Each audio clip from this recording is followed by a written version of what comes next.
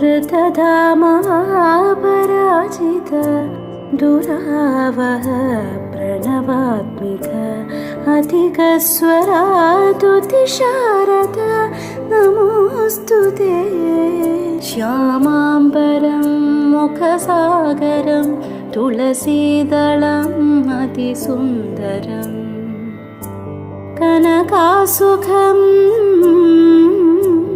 नारीवरं शुभदं माङ्गल्यं तन्तुनानेन मम जीवनहेतुना।